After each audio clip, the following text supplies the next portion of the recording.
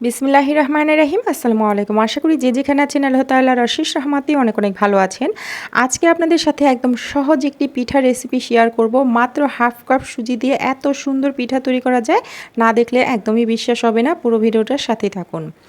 আমি এখানে half cup সুজি নিয়ে নিয়েছি। এরপর দিয়ে দিচ্ছি 2 টেবিল চামচ ময়দা অথবা আটা, যে কোনো একটা দিতে পারেন। তো এরপর দিয়ে দিচ্ছি 2 টেবিল চামচ চিনি। এখন এর মধ্যে দিয়ে দিব 1 টেবিল চামচ গুঁড়া দুধ। এখন দিয়ে দিচ্ছি সামান্য একটু লবণ অথবা স্বাদ অনুযায়ী লবণ দিতে হবে। তো এগুলোকে আমি একটু মিশিয়ে নিচ্ছি। মিশিয়ে নেওয়ার পর এখন আমি এর মধ্যে নর্মাল তাপমাত্রার পানি হাফ কাপ নিয়েছি। এটাকে অল্প অল্প করে দিয়ে একটা ব্যাটার তৈরি করে নেব। তো পানিটা একবারে না দিয়ে অল্প অল্প করে দিলে এটা মানে পরিমাণটা বোঝা যায় ভালোভাবে। তো হাফ কাপ সুজির জন্য আমি এখানে পুরোপুরি হাফ কাপ পানি দিয়ে দিব। তো অল্প অল্প করে দিয়ে তারপরে এই ব্যাটারটা তৈরি করে নিচ্ছি। এই পর্যায়ে একটু লিকুইড মনে হলো, পরবর্তীতে কিন্তু এই সুজি পানিটা টেনে নেবে অনেকটা। তো এটা আমি খুব ভালোভাবে মিশিয়ে নিয়েছি। মিশিয়ে নেওয়ার পর এখন আমি ঢেকে 10 মিনিটের জন্য রেস্টে রেখে দিচ্ছি। 10 মিনিট পর ফিরে আসব। তো 10 মিনিট পর ফিরে আসলাম, আর দেখতেই পারছেন এখানে কিন্তু পানিটা অনেকটা টেনে নিয়েছে সুজিয়ে। তো এখন এর মধ্যে দিয়ে দিচ্ছি একটা ডিম। ডিমটা যদি ফ্রিজে থাকে অবশ্যই আধা ঘন্টা আগে ফ্রিজ থেকে বের করে রাখতে হবে।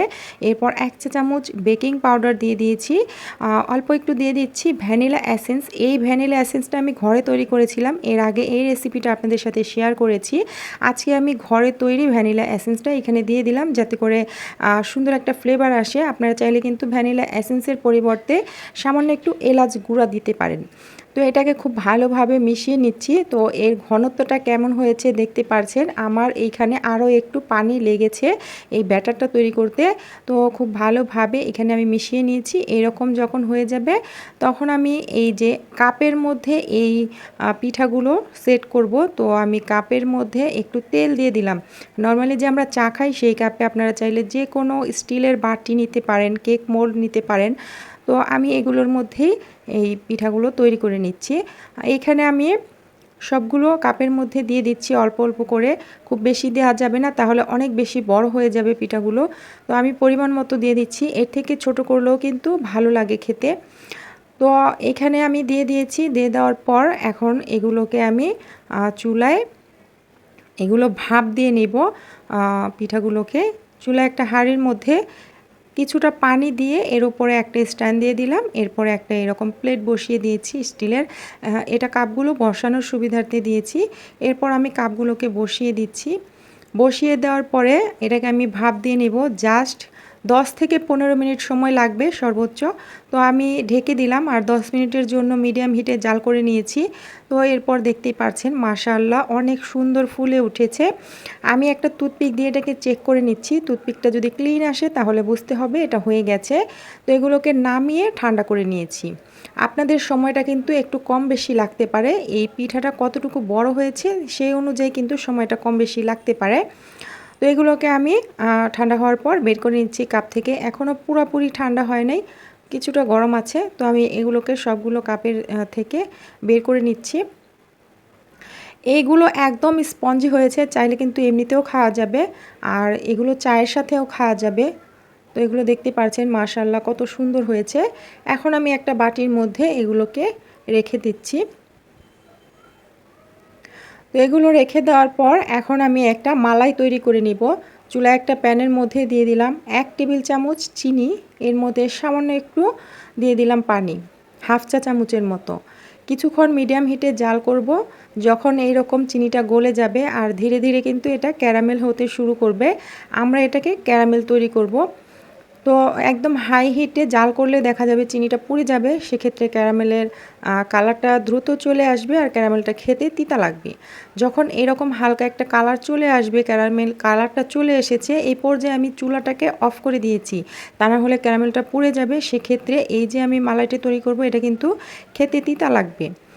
তো চুলাটা অফ করে দেওয়ার পর এখানে আমি 500 মিলি লিকুইড দুধ দিয়েছি, ফুল ক্রিম লিকুইড দুধ। এটাকে আমি আগে থেকে জাল করে রেখেছিলাম। তো দুধটা দেওয়ার পর ক্যারামেলটা কিন্তু নিচে থেকে একটু জমে যাবে। তো ধীরে ধীরে জাল করতে থাকলে কিন্তু এটা দুধের সাথে মিশে যাবে আর দুধের মধ্যে সুন্দর একটা কালার চলে আসবে। আচ্ছা, এখানে আমার কিছুটা ভিডিও কেটে গেছে, আমি অনেক অনেক দুঃখিত। এখানে আমি একটা এলাচ দিয়েছি, 3 টেবিল চামচ চিনি এবং 3 টেবিল চামচ গুঁড়া দুধ দিয়ে দিয়েছি। চিনিটা নিজেদের স্বাদ অনুযায়ী যে যতটা মিষ্টি খেতে পছন্দ করেন ততটুকু দিয়ে দিবেন। দিয়ে কিছুক্ষণ জাল করে নিয়েছি। যখন একটু ঘন হয়ে গেছে, মানে এই মালাইটা সুন্দরভাবে তৈরি হয়ে গেছে, তখন চুলা থেকে নামিয়ে আমি এই যে পিঠাগুলোর উপরে দিয়ে দিচ্ছি। তো এই যে এই মালাইটা যতটা মজার হবে আপনার পিঠাটা খেতে কিন্তু ততটাই মজার হবে। তো নিজেদের টেস্ট অনুযায়ী এটাকে রান্না করতে হবে। এখন আমি এটার মধ্যে দিয়ে তারপর ভিজিয়ে রেখে দেব। কমপক্ষে 5-6 ঘন্টা রাখতে হবে, অথবা যদি রাতে তৈরি করেন তাহলে সারা রাত রেখে দিলে সকালে নাস্তা হিসেবে এটাকে খেতে পারেন। অসম্ভব মজার হয়, বাসায় একবার হলেও ট্রাই করে দেখবেন। আমি জাস্ট 2 ঘন্টার জন্য এটাকে ভিজিয়ে রেখে দিয়েছিলাম, তারপর এটাকে পরিবেশন করছি। আর হাতে সময় বেশি থাকলে এটাকে অবশ্যই বেশি সময় ধরে ভিজিয়ে রাখবেন। এতে করে এই পিঠার ভিতরে শিরাটা খুব ভালোভাবে ঢুকে যাবে আর এগুলো খেতে অনেক বেশি মজা লাগবে। তো আমার বাচ্চারা যেহেতু বায়না করছিল খাওয়ার জন্য, তাই আমি আগেই কিন্তু এটাকে পরিবেশন করে নিয়েছি। আর এটা মাশাআল্লাহ খেতে অসম্ভব মজার হয়েছিল। বাসায় একবার ট্রাই করে দেখবেন, আশা করি সবার কাছে ভালো লাগবে। তো এটাকে আমি একটু বাদাম দিয়ে পরিবেশন করব। উপরে একটু কাজু বাদাম কুচি দিয়ে দিচ্ছি। আপনারা যে কোনো বাদাম দিতে পারেন, নারকেল কুচি দিতে পারেন, অথবা কিশমিশ, অথবা কিছু না দিলেও কোনো সমস্যা নেই। এটা এমনিতেই খেতে ভালো লাগে, এটা শুধু দেখার সৌন্দর্যের জন্য আমি এটাকে দিয়ে দিচ্ছি। আজকের এই সহজ রেসিপিটা যদি আপনাদের কাছে একটু হলেও ভালো লেগে থাকে তাহলে লাইক, কমেন্ট, শেয়ার করতে পারেন। এরকমই সহজ রেসিপি পেতে চ্যানেলটিকে সাবস্ক্রাইব করে নিয়মিত পাশে থাকতে পারেন। বিসমিল্লাহির রহমানির রহিম। আসসালামু আলাইকুম। আশা করি যে যেখানে আছেন আল্লাহ তাআলার অশেষ রহমতে অনেক অনেক ভালো আছেন। আজকে আপনাদের সাথে শেয়ার করব মাত্র হাফ কাপ সুজি দিয়ে এত সুন্দর একটি ভাপা পিঠার রেসিপি। আশা করি এই রেসিপি আপনাদের কাছে অনেক অনেক ভালো লাগবে। প্রথমে একটা বাটির মধ্যে নিয়ে নিচ্ছি হাফ কাপ সুজি। এখন এর মধ্যে দিয়ে দিব 1 টেবিল চামচ ময়দা, এখানে আটাও ব্যবহার করা যাবে। এরপর দিয়ে দিচ্ছি এখানে হাফ চা চামচ ইস্ট। তো ইস্টটাকে দিয়ে আমি এটাকে খুব ভালোভাবে মিশিয়ে নিচ্ছি। এর থেকে বেশি ইস্ট কিন্তু ব্যবহার করা যাবে না, এতে করে ইস্টের বাজে একটা গন্ধ আসবে। এরপর এখানে দিয়ে দিচ্ছি হাফ কাপ কুসুম গরম দুধ, দিয়ে আমি এটাকে মিশিয়ে নিচ্ছি। দুধটা একবারে না দিয়ে অল্প অল্প করে দিয়ে একটা ব্যাটার তৈরি করতে হবে। তো এই ব্যাটারটা খুব বেশি পাতলা অথবা খুব বেশি ঘন হলে হবে না। হাফ কাপ দুধ দিয়ে আমি এই ব্যাটারটা তৈরি করছি, আপনাদের একটু কম বেশি লাগতে পারে। তো এটাকে আমি গুলে নিয়েছি, দেখতে পাচ্ছেন। এখন এটাকে ঢেকে 4 থেকে 5 ঘন্টার জন্য রেস্টে রেখে দিব। তো 5 ঘন্টা পর আমি ঢাকনাটা খুলে নিয়েছি আর দেখতেই পাচ্ছেন এই সুজিটা কিন্তু অনেকটা ফ্লাফি হয়ে গেছে। এই পর্যায়ে আমি একটু নেড়েচেড়ে দেখিয়ে দিচ্ছি। এখন এর মধ্যে দিয়ে দিব একটা ডিম। ডিমটা যদি ফ্রিজে থাকে তাহলে অবশ্যই 30 মিনিট আগে ফ্রিজ থেকে বের করে রাখতে হবে। এখন দিয়ে দিচ্ছি 1/4 কাপ চিনি। হাফ কাপ সুজির জন্য 1/4 কাপ চিনি কিন্তু এখানে যথেষ্ট, আপনারা আপনাদের স্বাদ অনুযায়ী মিষ্টিটা দিতে পারেন। এরপর সামান্য একটু লবণ দিয়ে দিয়েছি, হাফ চা চামচ বেকিং পাউডার দিয়ে দিয়েছি। এরপর দিয়ে দিচ্ছি হাফ চা চামচের মতো ভ্যানিলা এসেন্স। এই ভ্যানিলা এসেন্সটা আমার ঘরে তৈরি করা, এর আগে আমি রেসিপিটা দেখিয়েছি আর আজকে আমি এটাই ব্যবহার করছি। আপনারা চাইলে এলাচ গুঁড়া ব্যবহার করতে পারেন। তো এরপর দিয়ে দিলাম 1 টেবিল চামচ গুঁড়া দুধ এবং কিছুটা নারকেল কোড়া দিলে এই পিঠাটা খেতে অনেক বেশি ভালো লাগে। তো আপনারা চাইলে দিতে পারেন অথবা না দিলেও সমস্যা হবে না। দিয়ে এটাকে খুব ভালোভাবে মিশিয়ে নিচ্ছি। এইখানে কোনো রকম পানি অথবা দুধ আমি ব্যবহার করিনি। এটা যখন চিনিটা গলে যাবে তখন কিন্তু এমনিতেই ব্যাটারটা একদম ঠিকঠাক হয়ে যাবে।